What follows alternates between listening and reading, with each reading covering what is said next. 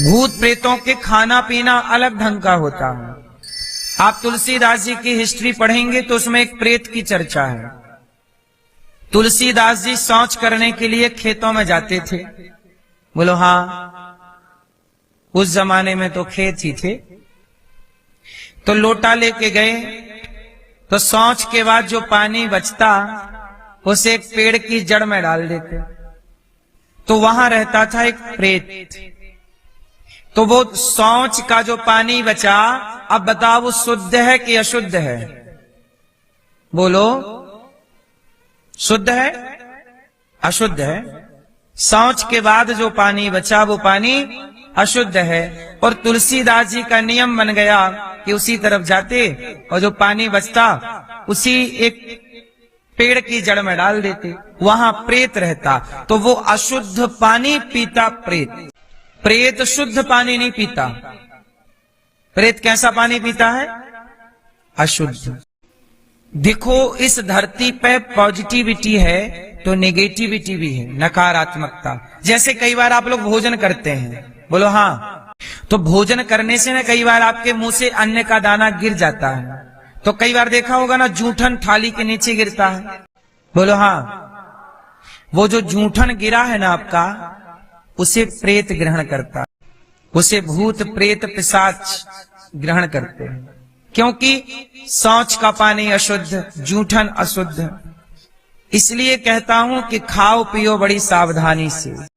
आप कुछ भी, जैसे आपके घर में आप शुद्धि का ख्याल नहीं रखते, यदि अशुद्धि होगी तो आपके घर ना ये नकारात्मकता घुस जाएंगी, क्योंकि उन्हें खाने पीने को चाहिए ना। तो भूत प्रेत भी तो ब्रह्मांड में सब, धरती तो सब की है, सब भाग ही रहे हैं। जिसे जहां जगह मिल गई वहीं घुस गया। इसलिए अपने घर के वातावरण को शुद्ध रखिए। शुद्धता में पॉजिटिविटी आती है, अच्छाइयां प्रवेश करती हैं, और अशुद्धि में बुराइयां प्रवेश कर जाती हैं। तो तुलसीदास जी पेड़ की जड़ में पानी डालते रहे। एक दिन प्रेत प्रकट हो गया। तुलसीदास जी बोले, कौन हो? बोले, मैं प्रेत हूं। तुलसीदास जी बोले, कैसे आ गए? बोले, आपने पेट भर दिया हमारा पानी से, हम खुश हो गए, कोई वरदान मांगो। अच्छा, प्रेत भी सिद्ध हो जाता है, खुश हो जाते हैं ना ये लोग, वरदान मांगो। तुलसीदास जी बोले, प्रेत भाई साहब, हमें बस इतना वरदान दो कि हमें हमारे भगवान से मिला दो, राम का दर्शन करा दो। प्रेत बोला कि देखो, राम जी का दर्शन तो मैं भी नहीं कर पाया, लेकिन मैं आपको एक उपाय बता सकता हूं। क्या? बोले, आप जब सत्संग करते हो तो सबसे पीछे जो एक गंदा सा आदमी आके बैठता है वो हनुमान जी हैं। तुम उनके पांव पकड़ लेना, वो तुम्हें दर्शन करा देगा। तो याद रखना, तुलसीदास जी को हनुमान जी तक एक प्रेत ने पहुंचाया था। तो प्रेत भी, यदि आपके अंदर भक्ति है और प्रेम है तो आपकी इंसान तो छोड़ो, भूत प्रेत भी मदद कर सकते हैं। यदि आपके अंदर भक्ति है तो रास्ता सही है तो प्रेत भी मदद कर सकता है, और रास्ता आपका गलत है तो फिर तुम्हारा बाप भी साथ नहीं देता। बोलो हाँ।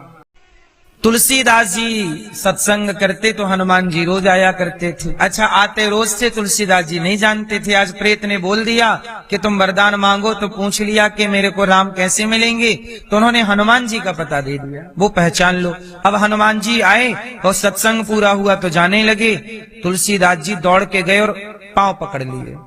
अब हनुमान जी तो सामान्य रूप में थे, तो कहा कि महाराज, आप तो कथा सुनाने वाले महापुरुष हो, हमारे श्रोता के पांव क्यों पकड़ रहे हो?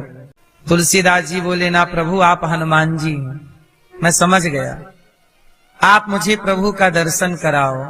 हे प्रभु, आप मुझे दर्शन कराओ। चरण पकड़ ही लिए, तब हनुमान जी ने नहीं छुड़ाया, तुलसीदास जी ने नहीं छोड़ा। तब हनुमान जी ने दर्शन दिया। तुलसीदास जी ने कहा, प्रभु मुझे राम का दर्शन कैसे होगा? बोले, चित्रकूट में रोज आते हैं राम जी, तुम वहां बैठना। चित्रकूट के घाट में भई संतन की भीड़, तुलसीदास बैठे हैं घाट पे, और राम जी आए। और राम जी आए और राम जी को तुलसीदास जी चंदन लगा रहे हैं, राम लक्ष्मण को, पर पहचान नहीं पाए।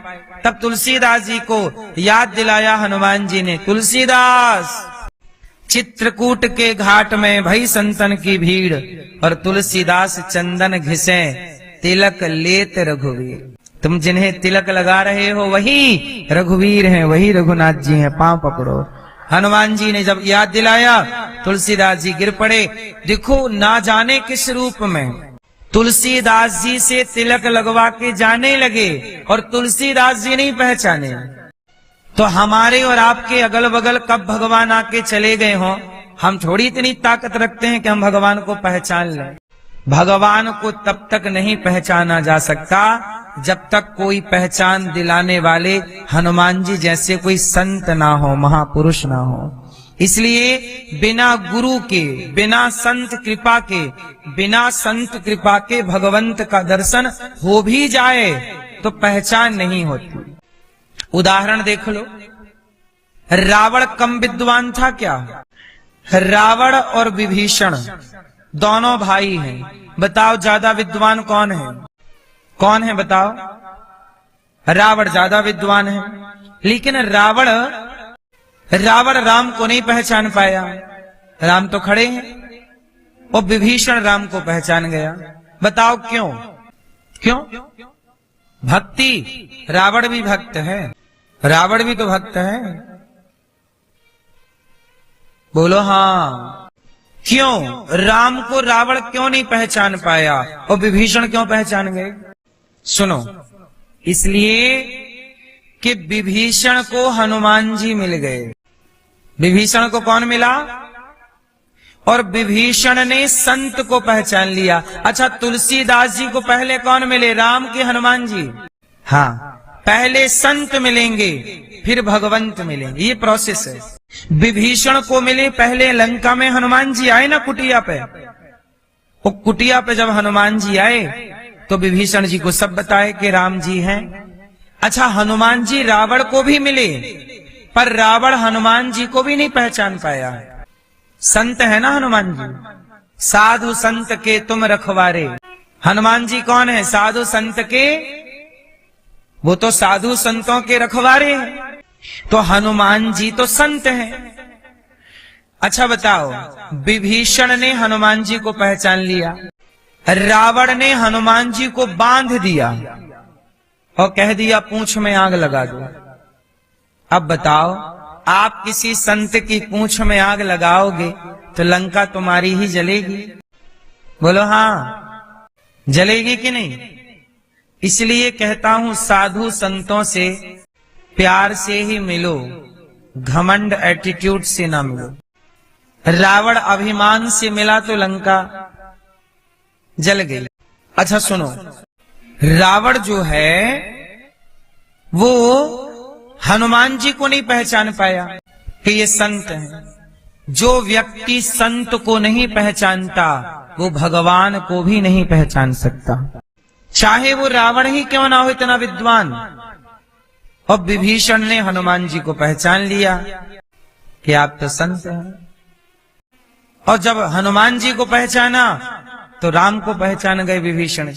इसलिए कहता हूं पहले गुरु फिर गोविंद, पहले गुरु फिर गुरु गोविंद दो खड़े, काके लागू पाए, बलिहारी गुरु आपने गोविंद दियो बताए। इसलिए कहा गुरुर ब्रह्मा गुरुर विष्णु गुरुर्देवो महेश्वरा, गुरु साक्षात परब्रह्म तस्मै श्री गुरुवे नमः। इसलिए कहता हूं कि गुरु के बिना ईश्वर की प्राप्ति का बोध नहीं होगा। अब देख लो, अश्वत्थामा के सिर की मणि निकाल करके अपमानित करके निकाला। अश्वत्थामा भटक रहे हैं प्रेत बन करके, प्रेत की तरह, क्योंकि भ्रूण हत्या की है। हत्या कर नहीं पाए, करने का प्रयास किया। जो व्यक्ति गर्भ के बच्चे को मारता है उसे कितना बड़ा पाप लगता है। इसलिए आप लोगों से मैं विनती करता हूं कि पाप से बचना चाहिए। पाप किसी भी तरह का हो, पाप किसी भी तरह का हो, पाप से बचना चाहिए। बोलो हाँ। पाप मतलब पाप। बच्चे को पेट में आजकल तो आम बात हो गई। सरकार भले कहती है कि गर्भपात ना कराओ, लेकिन सरकारों की गाइडलाइन में ही गर्भपात की दवाइयां बिक रही हैं। बोलो हाँ। मेडिकलों में दवाई मिल जाती है गर्भपात करने की। इसका मतलब है कि हत्याएं आजकल तो देखो कानून इजाजत दे रहा है कि आप पेट के बच्चे को मार सकते हैं। भाई दवाई तो मिल ही रही है ना, वरना दवाई क्यों बेच रहे हो। कुछ देश ऐसे हैं जहां दवाई नहीं मिलती गर्भपात करने की। इसलिए कहते हैं कि आप गर्भपात करने की स्थिति पैदा ना हो, गर्भ गिराने की स्थिति पैदा ना हो, संयमी बनो और अपने आचरण को पवित्र करो। तो गोपियों की इच्छाएं जो जो थी भगवान ने उनकी समस्त इच्छाओं को पूरी किया, क्योंकि वो भगवान है और भगवान का धर्म है कि वो अपने भक्तों की इच्छाएं पूरी करें। तो भगवान ने गोपियों के संग रास रचाया, इसमें तो कोई गलत नहीं था, कोई अति संयोक्ति नहीं थी, क्योंकि वो भगवान है। जीवात्मा और परमात्मा का मिलन ही महारास है, रास है। तो किसी को रास पर से कोई दिक्कत हो, कोई डाउट हो, तो आकर हमसे क्लियर कर लेना, हम आपको स्पष्ट प्रमाण के साथ हर बात बता देंगे। यदि आपके डाउट्स फिर भी बचे हों, भगवान के प्रति कोई संदेह हो, तो आप स्पष्ट कर लीजिएगा, हमसे क्लियर कर लीजिएगा। वो भगवान है, कोई सामान्य पुरुष नहीं है। अब भगवान ने यमुना के पुलिन तट पर बांसुरी बजाई।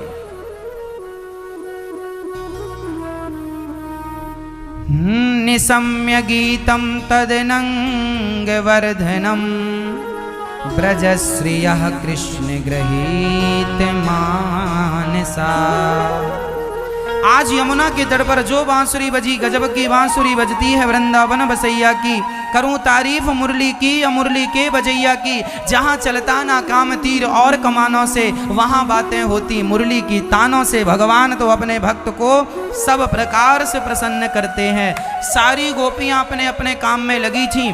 आज बांसुरी बजी, सारी गोपियों का ध्यान भगवान ने अपनी ओर आकर्षित किया और क्लीम बीज मंत्र छोड़ के भगवान ने सबको बुलाया।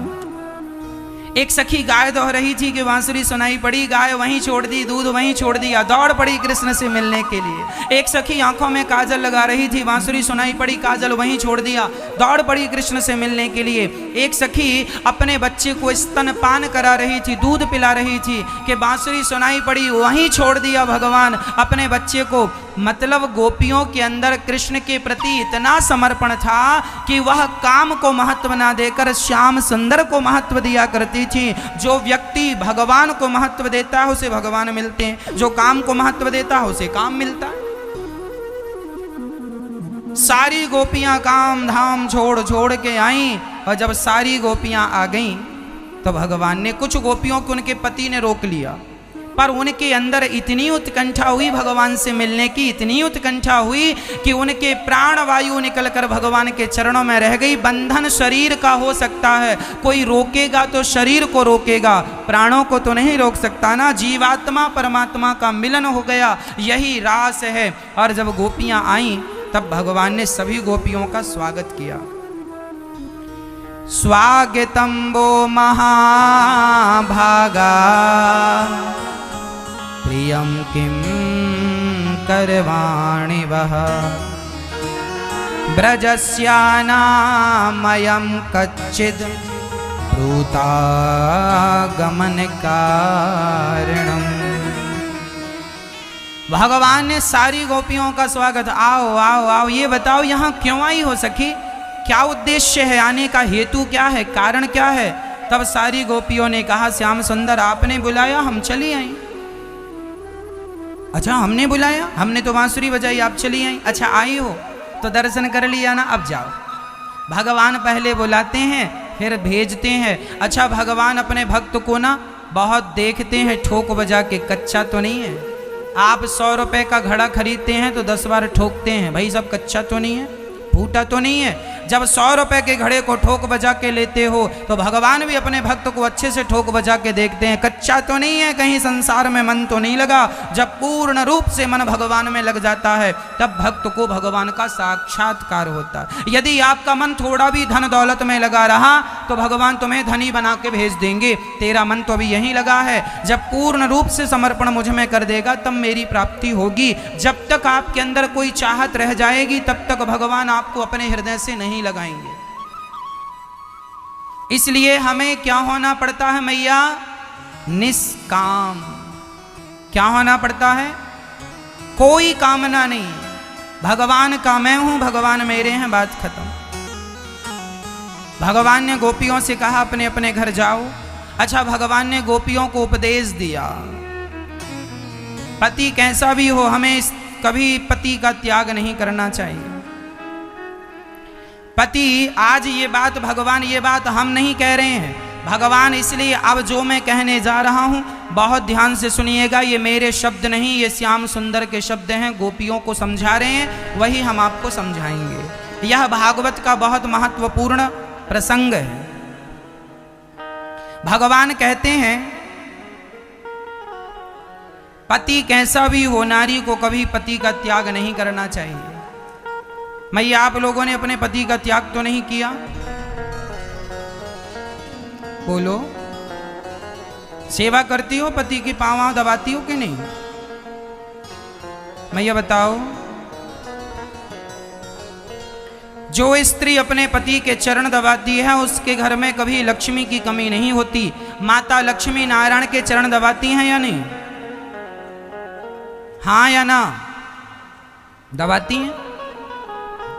यदि लक्ष्मी जी नारायण के चरण दबाती हैं तो पत्नी को चाहिए कि वो अपने पति को भगवान समझकर चरण दबाए।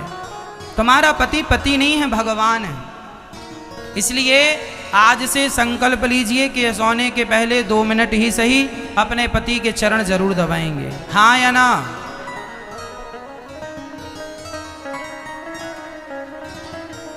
नहीं?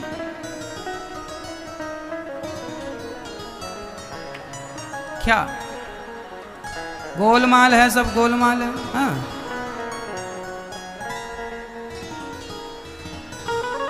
दबाएंगे चरण, दबाइएगा। जिस आप प्रैक्टिकल करके देखना, जिस घर की नारी पति के चरण दबाती है उस घर में सुख शांति समृद्धि रहती है। लक्ष्मी जी दबाती है ना भाई चरण, भगवान नारायण के, आप भी दबाया करो। नारी को चाहिए कि वो अपने पति की खूब सेवा करे। पति गालियां दे तो भी उस गालियों का कोई उत्तर ना देना चाहिए। आज फर्स्ट में ही हमने आपको वो सारी बातें समझा दी। अच्छा, पति को क्या करना चाहिए पत्नी के साथ? पत्नी सेवा करे, चरण दबाए तो पति को क्या मारना चाहिए? अच्छा, कुछ पति लोग अपनी पत्नियों को मारते हैं। पंजाब में मारते कि नहीं? नहीं मारते हैं? हाँ, आप मारते हो? अच्छा, वो आपको मारती हैं? अच्छा लो, अच्छा, तो यहाँ पत्नियां पतियों की पिटाई कर, तो पति पिटने लायक काम करते होंगे आप लोग, तो पत्नियां पीटती हैं।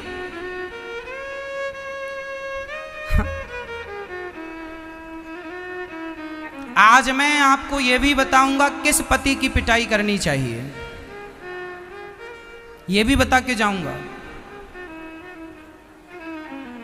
एक पक्ष नहीं, दोनों पक्ष को समान अधिकार। पत्नी को चाहिए पति की सेवा करे, चरण दबाए, आज्ञा का पालन करे, और पति को चाहिए कि वह स्त्री का, नारी का सम्मान करे।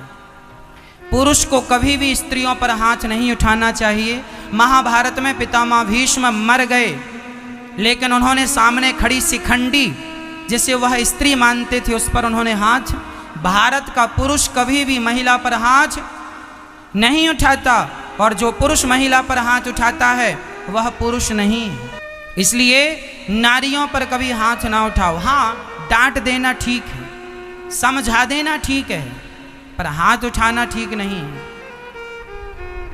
पत्नी पर, स्त्री जात पर हाथ नहीं उठाना चाहिए। मैया जी, पुरुषों को चाहिए, अच्छा आज बहुत सारे पुरुष होते हैं वह अपनी पत्नी को पांव की जूती मानते हैं। बहुत सारे पुरुष होते हैं वो अपनी मर्दानगी में रहते हैं, हम तो पुरुष हैं, बड़े हैं, हम तो कमा के लाते हैं, तुम तो हमारे पांव की जूती हो।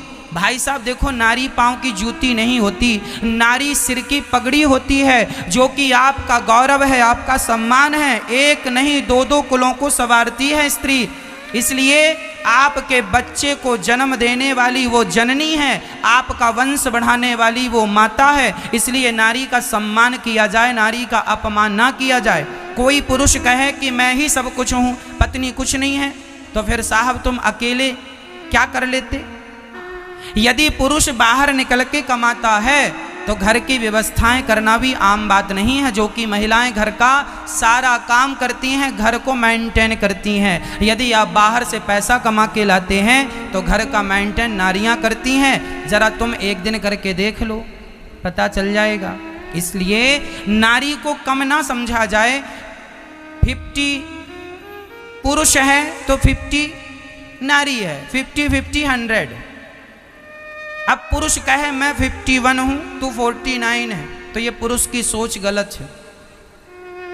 नारी कम नहीं, पुरुष ज्यादा नहीं, तुम दोनों साइकिल का पहिया हो। साइकिल में 2 पहिए होते हैं। अब बताओ 2 पहियों में कौन सा पहिया महत्वपूर्ण है और कौन सा पहिया हम निकाल के फेंक दें, बताओ। साइकिल के 2 पहियों में कौन सा ज्यादा महत्वपूर्ण है, बताओ। उसे रखते हैं, बाकी फेंक देते हैं, कौन सा। अरे भाई, साइकिल तब चलती है जब दोनों पहिया मेंटेन हो, दोनों बराबर हो। बस गृहस्थी की गाड़ी के 2 पहिए हैं, पति और पत्नी, दोनों को बराबर की भागीदारी से, बराबर की समझदारी से चलना। यदि आप दोनों समझदारी से चलेंगे तो आपकी गृहस्थी की गाड़ी बहुत अच्छी चलेगी। और यदि एक को अहंकार आ गया, पत्नी को या फिर पति को, तो आपका बस गृहस्थ जीवन नरक बनता चला जाएगा। इसलिए समझदारी से गृहस्थी चलती है, एटीट्यूड अहंकार से गृहस्थी नहीं चलती। अब पत्नी अहंकार करने लग जाए, मैं तुमसे ज्यादा कमाती हूं, पुरुष ज्यादा अहंकार करने लग जाए, जानती नहीं है मेरे कारण तू बड़ी बड़ी गाड़ियों में घूम रही, तेरी औकात क्या थी। हाँ, तेरे बाप के यहाँ तो क्या था, मेरे यहाँ देख ये है।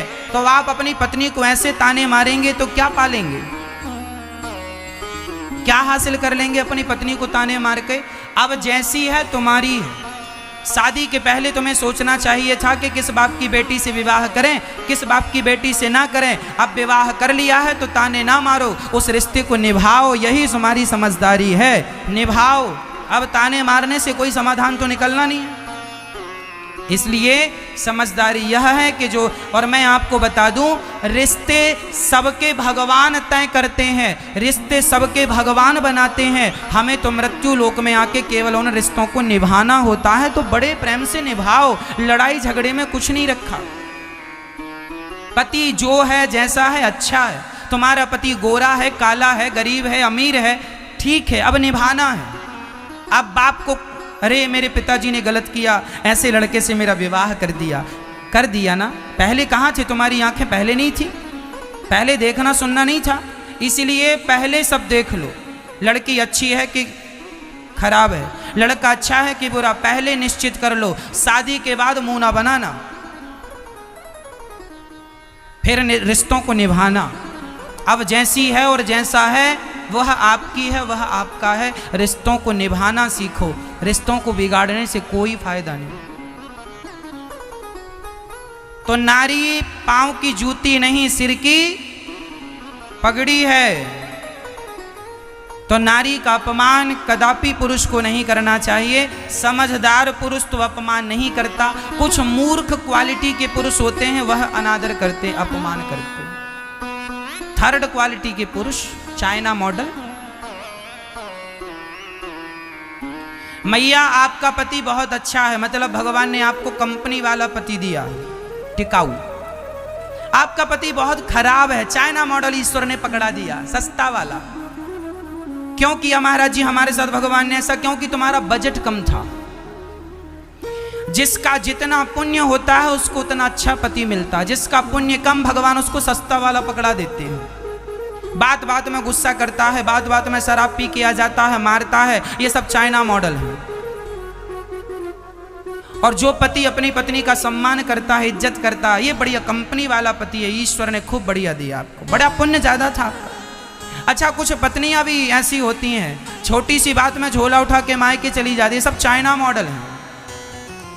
जो पत्नियां बात बात में गुस्सा करें, ये सब चाइना मॉडल है। अच्छी क्वालिटी की पत्नी, कंपनी वाली वो पत्नी होती है जो पति के कुछ कहने पर भी कोई उत्तर ना दे और अपने रिश्तों को ईमानदारी से निभाए और निभाती हुई आगे चलती जाए। ये नारी समझदार है। ईश्वर ने आपका पुण्य ज़्यादा था तो बहुत अच्छी नारी दी, पुण्य कम थे तो सस्ती वाली पकड़ा दी। अब आप देख लो, आप सस्ते हो कि महंगे हो। इसलिए जरा अपनी क्वालिटी बढ़ाओ। बात बात में गुस्सा करने वाला आदमी थर्ड क्वालिटी का होता, 2 कौड़ी का, इसकी कोई वैल्यू नहीं। जो रिश्तों को समझे ही ना, रिश्तों को निभाए। एक बहन मेरे पास आई, महाराज जी हमारी बहू भाग गई, मायके चली गई। क्यों चली गई? बोले वो रोज कहा करती थी बड़ी बड़ी होटलों में ले चल के हमें भोजन कराओ। अब हमारी इतनी हैसियत थी नहीं कि उसे बड़ी बड़ी होटलों में भोजन कराएं, और हम कहते बहन घर में खा, बेटी घर में खा, बेटी घर में खा। घर में खाती नहीं थी, और उसने अपनी माँ को कहा कि माँ ये तो हमें घुमाने नहीं ले जाते, कुल्लू मनाली बिल्कुल नहीं ले जाते, हाँ, और बड़ी होटल में खिलाते नहीं है। माँ ने फ़ोन लगाया, चल घरे आ जा, क्या ज़रूरत है ससुराल में रहने की। माँ ने बुला लिया, अब तलाक के कागज़ भिजवा दिए। संसार में, समाज में कुछ ऐसे मूर्ख भी हैं जो खाने पीने के नाम पर भी रिश्ते तोड़ देते हैं। अब भाई पति की जितनी हैसियत है उतना ही तो घुमाएगा, जरूरत से ज्यादा। कहावत है, जितना चादर हो उतना पांव पसारना चाहिए, उससे ज्यादा पांव पसारोगे तो पांव खाली बाहर चला जाएगा। इसलिए मेरी माँ, किसी भी प्रकार से रिश्ते को टूटना ना पड़े, रिश्तों को तोड़ना ना पड़े, रिश्तों को निभाना है जैसे भी निभाना है। हंस के निभाओ, रो के निभाओ, पर निभाओ। तोड़ देने से समस्या का समाधान नहीं। समझ में आ रही है बात मैया? अच्छा, एक बहुत बड़ी रिसर्च सामने आई है, वह मेरी रिसर्च भी है और साइंटिस्टों की रिसर्च भी है। लड़की का घर बर्बाद करने में सबसे ज्यादा हाथ उसकी माँ का होता है। कैसे कैसे वो भी मैं आपको समझाता हूं। लड़की ससुराल में है, माँ का फोन आ गया, बेटी क्या खाया आज तुमने? माँ आज पालक पनीर खाए थे। अच्छा, तेरी सास ने बात की? अरे बुढ़िया सोती रहती, बात बात में नहीं करती। हाँ, उसे बिस्तर में चाय चाहिए, कॉफी चाहिए बस। अच्छा बेटा, कोई दिक्कत तो नहीं है ससुराल में? ना जी, ये अपनी माँ की ज्यादा सुनते हैं, हमारी बिल्कुल नहीं सुनते। माँ के कहने पे चलते रहते, हमारी बिल्कुल नहीं सुनते। अच्छा, दामाद जी से बात कराओ जरा। दामाद जी, बेटी दी है हमने, हाँ अच्छे से रखिएगा। नहीं, हमें बेटी हमारी बोझ नहीं लगती, बुला लेंगे हम। दामाद जी को भी गुस्सा है, हाँ बुला लेंगे, बुला लो। हाँ बेटी तुम पैकिंग करो, हम भेज रहे हैं गुंडे यहां से। हाँ, गुंडे लेने आ गए, बैठ के चली बेटी। छोटी सी बात में, जिसे सामान्य भाषा में कहते हैं राई का पहाड़ बना देना, वो चली मायके। मेरी बेटी कोई मेरे लिए बोझ नहीं है, हाँ पाल पोस के बड़ा किया, खिला लूंगी। अरे मैया, बेटी किसी बाप और किसी माँ के लिए बोझ नहीं होती। लेकिन ये मत भूलो कि बेटी की भलाई मायके में नहीं, बेटी की भलाई ससुराल में है। कब सीखोगी, कब समझोगी? राम जी ने माता सीता को निकाल दिया तो जनक जी भी फोन लगा के बोलते राम जी से, मेरी बेटी के साथ आपने बड़ा अत्याचार किया, गलत किया, मैं बुलाती हूँ अभी। अब सुनैना मैया भेज देती, जाके जाओ लेके आओ सीता को। और सीता जी जनकपुर में रहती तो क्या बुराई थी? लेकिन पति की आज्ञा है, जंगल में रहना है तो जंगल में रहेंगी, मायके नहीं जाएंगी। हम आपसे ये कहते हैं कि यदि ससुराल पक्ष से कोई ज़्यादा अत्याचार आप पर हो रहा है, कोई ज़्यादा बड़ी परेशानी आपको है, तो आप बिल्कुल अपनी माँ को बताइए। अपने पिता को बताइए, वो आपके माता पिता निराकरण करेंगे, समाधान ढूंढेंगे। पर छोटी छोटी बातें घर की यदि आप मायके में बताओगी माँ, एक न एक दिन तुम्हारे घर में इन बातों से आग जरूर लगेगी। इसलिए ये बहू की परम समझदारी है कि वह छोटी छोटी बातें अपनी माँ से शेयर ना करे। अरे सबके घर में चार जहां बर्तन होते हैं, आवाज होती है, सबके घर में झगड़ा होता है। इसका अर्थ ये तो नहीं कि छोटी छोटी बातें आप अपनी माँ से बताओ। और माँ भी समझदार नहीं है। अरे माँ को समझाना चाहिए, बेटा आज से तुम्हारा पति ही तुम्हारा भगवान है, तुम्हारी सास ही तुम्हारी माता है। कोई छोटी मोटी बात हो जाए तो उसे समझा दो, समझ लो, निपटा दो। उतनी सी बात का उसको बड़ा बनाने की जरूरत नहीं है। एक लड़की मुझसे मिली, मैं प्रत्यक्ष बात कर रही हूं, पंजाब की बहन मेरे पास आई। मैं वृंदावन में था, पंजाब की एक कोई बहन मेरे पास आई थी, लगभग 2 महीने पुरानी बात थी। उन्होंने कहा महाराज जी, मैं भी अपनी माँ के कहने में अपने पति अपना ससुराल छोड़ के मायके आ गई। बहुत छोटी सी बात थी, नॉर्मल सी बात थी, मैंने उस बात का बहुत बड़ा इशू बना दिया, बहुत बड़ा विवाद हुआ। अंत में मेरे पति बहुत अच्छे थे, पर मेरी माँ की जिद के कारण माँ कहती गई। अच्छा, लड़की जब ससुराल से मायके भाग जाती है ना, तो उससे ये लगता है मेरा पति आएगा, गिड़गिड़ाएगा, तुम्हारे बिना जी नहीं लगता, तुम्हारे बिना दिल नहीं लगता, चलो जी चलो जी चलो जी।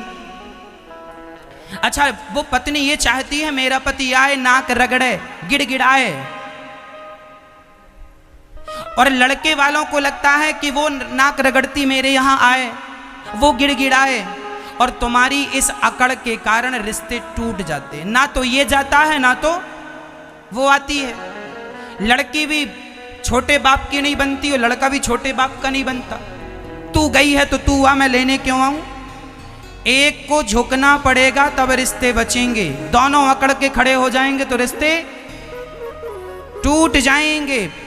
एक लड़की मेरे पास आई, महाराज जी मैं अपनी माँ की बातों में आ गई और अपने पति अपनी ससुराल छोड़कर आई। और क्या हुआ, मैं माँ के पास रहती गई, मेरे पति ने तलाक देकर दूसरा विवाह कर लिया। और मैं अपनी माँ के घमंड में रहती गई कि मेरी माँ तो है, मेरा बाप तो है, लेकिन मेरे माँ बाप जब गुजर गए तो मेरी भौजाइयाँ ताने मारती हैं कि तू अपने पति की ना हो सकी तो हमारी क्या होगी। माँ का तब तक है जब तक माँ जिंदा है, माँ के मरने के बाद तुम्हारी भौजाई लात मार के निकालेगी। ससुराल जैसा है बढ़िया है, ज्यादा माँ की अकड़ ना दिखाओ, बाप की अकड़ ना दिखाओ, समझदारी से चलो, वरना कल को रोने के लिए आंसू नहीं बचेंगे। ये समय सबके सामने आकर खड़ा होता है, समय समय पर होता है, समय समय की बात। राम जन्म का दिन बड़ा, कृष्ण जन्म की रात। जो व्यक्ति समय को ठुकराता है एक बार, समय उसे ठुकराता है बार बार। विश्वास ना हो तो आजमा के देख लेना, लेकिन बहुत महंगा पड़ेगा ये आजमाना। ससुराल जैसी है, अच्छी है, माँ मर जाएगी, बाप मर जाएगा, ना भाई काम आएगा ना भौजाई काम आएगी। इसलिए माँ बाप के कहने से अपना रिश्ता ना तोड़ो। जैसा भी तुम्हारा पति है वो तुम्हारा पति है, निभाओ। भाग जाना समस्या का समाधान नहीं है। समझाया करो अपनी बेटियों को, जीवन में अल्फाबेट काम नहीं आता जो पढ़ लिख जाते हो। जीवन में रियल प्रैक्टिकली जिंदगी समझ में आती है, रियल कुछ और होता है। अल्फाबेट हमने जो पढ़े हैं वो धरा रह जाएगा तुम्हारा अल्फाबेट। जो हम पढ़ाई करते हैं मेरी माँ, वो पढ़ा हुआ हमारी रियल जिंदगी में काम नहीं आता। वो पढ़ाई लिखाई बिजनेस व्यापार में काम आती है। रिश्तों को निभाने के लिए अल्फाबेट काम नहीं आएगा, रिश्तों को निभाने के लिए प्रैक्टिकली लाइफ काम आएगी, प्रैक्टिकली ज्ञान काम आएगा। उस ज्ञान से आपका क्या निर्णय है, वो निर्णय आपकी रक्षा करेगा। पाइथागोरस प्रमेय काम आएगा तुम्हारी पति पत्नी के रिश्तों में। यहां प्रेम चाहिए, ये तुम्हारे बिजनेस व्यापार के लिए पाइथागोरस काम आएगा। शून्य का आविष्कार आर्यभट्ट ने किया, ये नॉलेज तुम्हारा जमाने को सिखाने पढ़ाने के काम आएगा। पत्नी के बीच में बैठ के तुम ये डिस्कस ना करो कि शून्य का आविष्कार किसने किया। यहां प्रेम की बातें होनी चाहिए, यहां भगवान की बातें करो, यहाँ रिश्तों को कैसे निभाना है, रिश्तों को कैसे चलाना है, ये बातें काम आएंगी। और जो बातें जीवन में काम आती हैं वह किसी भी स्कूल किसी भी कॉलेज में नहीं पढ़ाई जाती मेरी माँ, वो स्वयं अनुभव से हासिल करनी होती है। हाँ या ना? हाँ या ना? इसलिए बच्चों को कहो, वही अच्छे लोग हैं जो रिश्ता निभाना जानते हैं। रिश्ते उलझ जाएं, धागा उलझ, आप भी धागा उलझ जाए तो धागे को पहले सुलझाते हैं। आखिरी ऑप्शन होता है कि कैंची चला दो। आखिरी ऑप्शन क्या होता है? हाँ, यदि तुम्हारे संबंध, तुम्हारे रिश्ते उलझ जाएं तो समझदारी से उन्हें सुलझाओ। वो तो आखिरी उपाय है कि रिश्तों में कैंची चला के रिश्तों को तोड़ दिया जाए, तलाक दे दिया जाए। ये आखिरी ऑप्शन है, ये पहला ऑप्शन नहीं है। पहला ऑप्शन है कि रिश्तों को सुलझाया जाए, उन्हें निभाया जाए, गलती को एक्सेप्ट की जाए, स्वीकार किया जाए। कोई पति पत्नी बुरी नहीं होती मेरी माँ। तुम्हारे बीच में जो कहते हैं शीशा गलती से टूटता है और रिश्ते गलतफहमियों से टूट जाया करते हैं। पत्नी के अंदर गलतफहमी हो गई, पति के अंदर गलतफहमी हो गई, रिश्ता टूट जाएगा। प्रार्थना फिर से करूंगा, गलतफहमियों का प्रवेश बिल्कुल ना हो आपके रिश्तों में। भगवान कृष्ण कहते हैं तो आज से आप दोनों पति पत्नी को समझदारी से रहना है। पति गालियां दे तो चुप रहो, पत्नी गालियां दे चुप रहो। एक जन चुप रह के समाप्त कर दो बात को। इन बातों में कोई सार नहीं है। झगड़ा कल हुआ था, हमारे यहाँ एक कहावत है कि पति पत्नी के झगड़े में जो तीसरा बोलता है वह क्या होता है। इसलिए पति पत्नी के झगड़े में बिल्कुल ना बोलिएगा। वो आज लड़ेंगे, कल एक हो जाएंगे, तुम बोल के कल बुरे बन जाओगे। इसलिए समझदारी है। पति पत्नी झगड़ा, हमारे यहाँ कहावत कहते हैं पति पत्नी के झगड़े में तीसरा लबरा, लबरा मतलब झूठा, समझ रहे हैं। पति पत्नी के झगड़े में जो तीसरा घुस रहा है ना, ये होशियार बन के, इसकी खैर नहीं है। अभी ये कल पति पत्नी दोनों ठीक होके इसकी धुलाई करेंगे। इसलिए तीसरे को बोलने की जरूरत नहीं है। ना तुम हाँ कहो ना कहो, प्यार से यही समझाओ तुम दोनों साथ में रहो, बस खत्म बात। रिश्तों की बहुत जरूरत पड़ती है मेरी माँ। पश्चाताप करना पड़ेगा अंत में। हाँ, बिन परमेश्वर सोना मंदिर, बिंदिया बिना लीलार सोना, पति बिना संसार। पति के बिना सब सोना है। इसलिए पति की क्या महिमा जरा सुनिएगा। पति ही जप है, पति ही तप है, पति ही है करता। पति से ही पत इस तन की है, पति बिन विपति हजार सोना, पति बिना संसार। पति ही जप, पति ही तप। नारी के लिए पति ही सब कुछ है। माता अनुसुईया ने किसकी सेवा की? केवल पति की। और पति की सेवा का बल यह था कि ब्रह्मा विष्णु महेश उनके बच्चे बन के आंगन में पलने पर झूला झूल रहे। एक पति व्रत रहे जगत में, सब व्रत हैं बेकार। बिन पति व्रत के नारी का तो जीवन है बेकार सोना, पति बिना संसार। पति ही ब्रह्मा, पति ही विष्णु, पति नरवदाधार। जिस नारी ने कांधा पाया, उसकी नैया पार सोना, पति बिना संसार। पति की बड़ी महिमा है मैया। पति का कभी अपमान ना हो। यदि पत्थर की मूर्ति पे तुम्हारी श्रद्धा है और श्रद्धा के कारण यदि भगवान पत्थर की मूर्ति से प्रकट हो जाते हैं तो पति पर श्रद्धा होगी तो भगवान पति से भी प्रकट जरूर होंगे। ये तो आपकी श्रद्धा पत्थर पे जमाओ या पति पे जमाओ। पर विडंबना तो यह है पत्थर में श्रद्धा हो जाती है पर पति में श्रद्धा नहीं होती। बड़ा दुर्भाग्य है। इसलिए हम कहा करते हैं पति की सेवा करो। और देखो जब तक रिश्ते हैं तो निभाओ, नहीं तो जब रिश्ते नहीं होते बुलावा भगवान के घर से आएगा, जाना पड़ेगा। और जब जाएंगे तो बड़ा दर्द होगा, बड़ी पीड़ा होगी। भक्तो स्वर्गा से आयो है संदेश, बुलावो आग्यो राम को। अच्छा, आप लोगों का बुलावा आएगा कि नहीं? कभी कभी आएगा। भक्तो स्वर्गा से आयो है संदेश, बुलावो आग्यो राम को।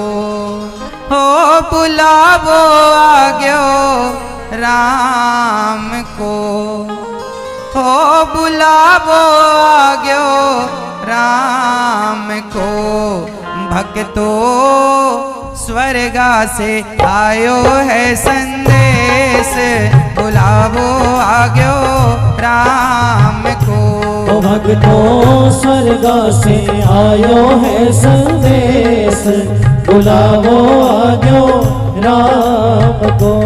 भक्तो स्वर्गा से आयो है संदेश, बुलावो आग्यो राम को।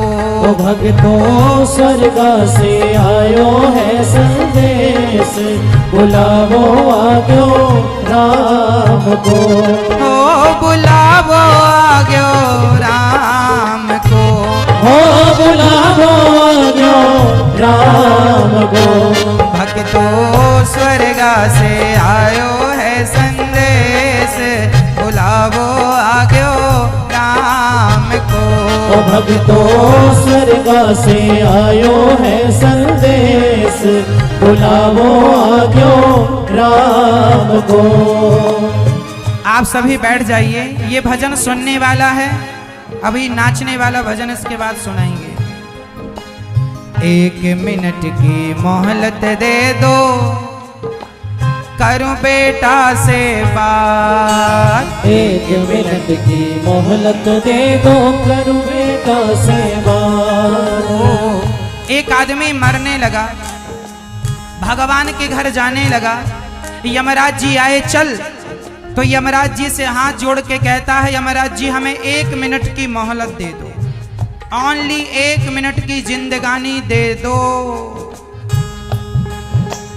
1 मिनट की मोहलत दे दो। तो यमराज जी ने कहा 1 मिनट की मोहलत लेगा तो 1 मिनट का करेगा क्या? 1 मिनट की मोहलत दे दो, करूं बेटा से बात। 1 मिनट की मोहलत दे दो, करूं बेटा से बात। मैं अपने बेटे से बात करना चाहूंगा। एक बाप जब मरता है तो वो अपने बेटों से क्या कहता? एक पिता के 2 बेटे थे और दोनों बेटों से पिता ने मरने के पहले कहा, पिताजी ने कहा, बेटा सुनो, हम जा रहे हैं, हमारी आखिरी इच्छा क्या पूरी करोगे? हाँ हाँ पिताजी करेंगे, बताओ क्या इच्छा है। यहाँ बैठा हर बेटा सुनना, ये तुम्हारे पिता के शब्द हैं। यदि तुम्हारे पिता हैं तो जब जाएंगे तो यही कह के जाएंगे और गए तो यही कह कर के गए।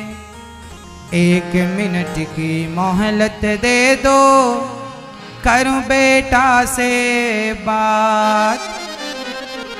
भाई भाई प्रेम से रहना। एक बाप कह रहा अपने बेटों से, भाई भाई प्रेम से रहना, जाना है सबको उसके पास, बुलावो आग्यो राम को। हो भाई भाई प्रेम से रहना, जाना है सबको उसके पास, बुलावो आज्ञो राम को। एक पिताजी कह रहे हैं, बेटा मैं जा रहा हूँ, पर जाते जाते मैं तुमसे एक वचन चाहता हूँ कि तुम दोनों भाई आपस में कभी झगड़ा ना करना। आज मैया जी कोर्ट कचहरी में सबसे ज्यादा फाइलें भाई भाई के झगड़े की हैं। आज सबसे ज्यादा झगड़ा किसका है? भाई भाई का। आज भाई ही भाई का के खून का प्यासा है। एक भाई वो थे जो राम और भरत थे, और एक भाई आज का कलयुगी भाई है, अपने भाई से झगड़ा करता है। अच्छा ये बताओ, आप लोगों का आपके भाई से झगड़ा विवाद है या नहीं? बताओ क्या झगड़ा है? एक भाई कहता है दूसरे भाई के, मैं तेरे घर नहीं आऊंगा। दूसरा भाई कहता है, जा मत आ, मैं भी तेरे घर नहीं आऊंगा। आज एक भाई दूसरे भाई के घर नहीं जाता। अहंकार के कारण मैं क्यों झुकूं, मैं क्यों सॉरी कहूं? तू बड़ा हो गया है, अब सॉरी थोड़ी कहेगा। छोटा था तो सॉरी कह देता, अब बड़ा हो गया है, इतना बड़ा हो गया है, अपने भाई से झगड़ा कर लेता है। कहता है मैं तेरा मुंह नहीं देखूंगा। अच्छा एक बात बताओ, जितने भाई यहाँ सुन रहे हैं ये बताओ, यदि आपका भाई से झगड़ा है, माना कि छोटे भाई से, माना कि बड़े भाई से, तो ये बताओ कि जब आपका भाई मरेगा तो उसके मरने पर तो जाओगे कि नहीं? अभी कहते हो मैं भाई के घर नहीं जाऊंगा, पर ये बताओ भाई मरेगा तो भाई के घर जाओगे, मरने पर जाओगे कि नहीं? जाओगे। मरने पे ही जाओगे, जिंदा है तो नहीं जाओगे। कैसे भाई हो तुम? क्या यही इंतजार है कब मरे, कब हम इसके मरने पे जाएं? कैसी मानसिकता है आज के कलयुगी भाइयों की।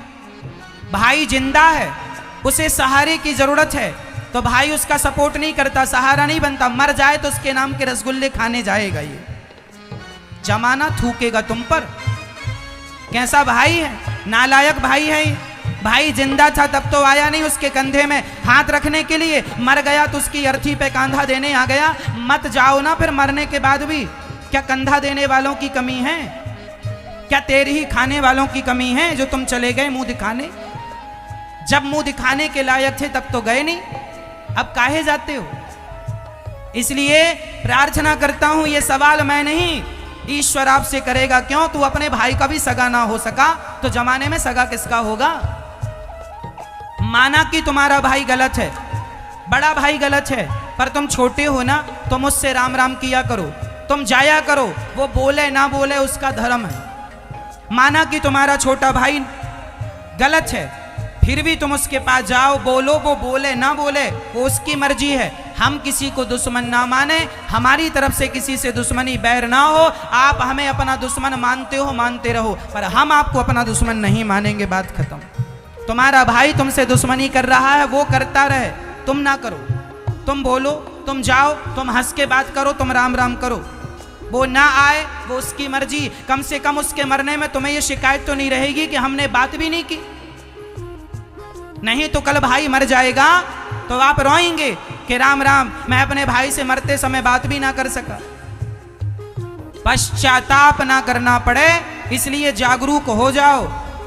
तुम अपने भाई, आज लोग वैष्णव देवी की यात्रा करने जाते हैं, 12-14 किलोमीटर की चढ़ाई पैदल चढ़ते हैं। अरे भाई, वैष्णव देवी की यात्रा कर लेना सरल है, लेकिन रूठे भाई के घर जाकर उसकी 4 सीढ़ियां चढ़कर उसके हृदय से उसे लगा के कान पकड़ के सॉरी कह देना, ये बहुत कठिन है। भाई से माफी मांग लेना कठिन है। वैष्णव देवी की यात्रा कर लेना सरल है। लोग वैष्णव देवी की यात्रा तो कर लेते हैं, पर रूठे भाई के घर जाकर उसको मनाते नहीं।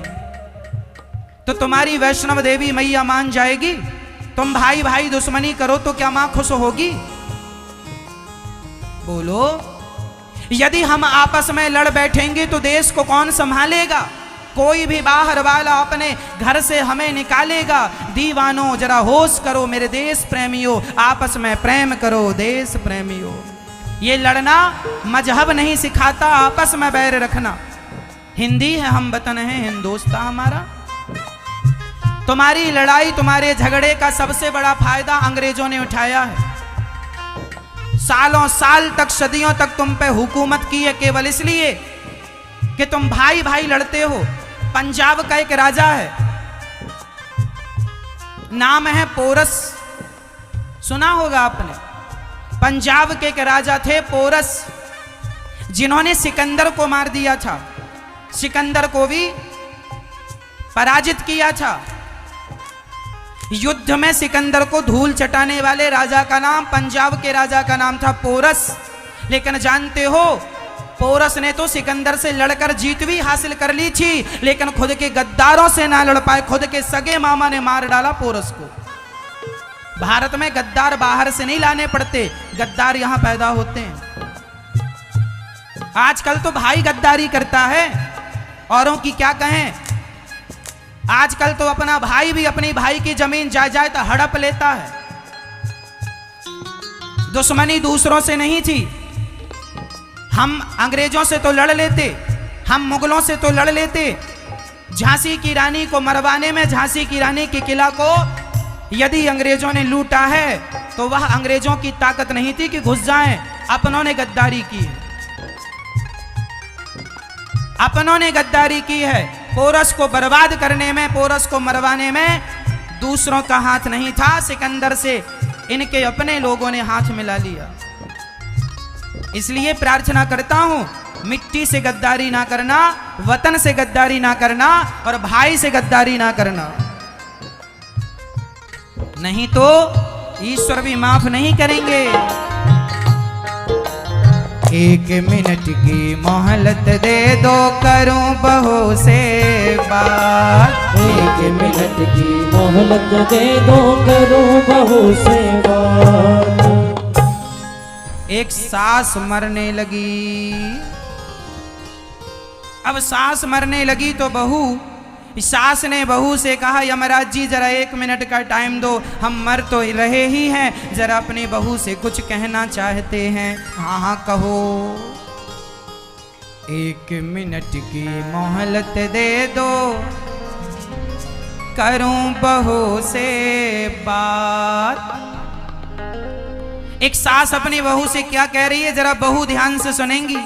मैं तुम्हारो धर्म निभा दी, मैं तुम्हारो मतलब मैंने तो मेरा धर्म निभा दिया। अच्छे से रहना सीख लो, अच्छे से बातें करना सीख लो, अच्छे से जिंदगी को जीना सीख लो। अच्छे से जीना मैया, और अच्छे से मर जाना। मरना भी एक कला है। कुछ लोग कुत्तों की मौत मरते हैं। कैसे? एक आदमी यहां भटिंडा के प्राण निकलने की स्थिति आ गई। डॉक्टर के पास गए, डॉक्टर ने कहा 1 घंटे में निपट जाओगे। अब वो रोने लगे और बेटों से, बेटा नाती कहाँ है, पोता कहाँ है, बुलाओ, 1 घंटा बचा है, देख ले। लो, सारी जिंदगी देखा, फिर भी मरते समय 1 घंटा बचा है तो इनको देख रहा, अभी भी भगवान को नहीं देख रहा है। ये मौत कैसी मौत है? इसे कौन सी मौत कहते हैं? यही कुत्ते की मौत है। आए, सारी जिंदगी कमाया, बोझा ढोए गधों की तरह, वो कुत्तों की तरह मर गए। कबीरदास जी कहते हैं ऐसे ना मरना। मैं आप जितने बैठे हो आपको कहता हूं मरना अच्छे से। आज पूज्य श्री अनिरुद्धाचार्य जी महाराज ने हम सभी लोगों को बहुत ही उत्तम एवं शिक्षाप्रद कथा सुनाई है। आशा करता हूं कि इस शिक्षाप्रद कथा से हम सभी लोग कुछ न कुछ शिक्षा अवश्य ग्रहण करेंगे और अपने जीवन को सुखी और सात्विक बनाने का प्रयास करेंगे। मित्रों, अगर आपको यह शिक्षाप्रद कथा पसंद आई हो तो वीडियो को लाइक करें और अधिक से अधिक लोगों को शेयर भी करें, जिससे और भी लोग महाराज जी की इस शिक्षाप्रद कथा से शिक्षा लेकर अपने जीवन को सुखी बना सकें। मित्रों, अगर आपने अभी तक हमारे चैनल को सब्सक्राइब नहीं किया है तो हमारे चैनल को तुरंत सब्सक्राइब भी कर लें, जिससे आपको नोटिफिकेशन के माध्यम से महाराज जी के शिक्षाप्रद कथा तुरंत प्राप्त हो सकें। मित्रों, तो कल फिर किसी शिक्षाप्रद कथा के साथ आप लोगों के समक्ष प्रस्तुत होंगे। तब तक के लिए जय श्री राधे।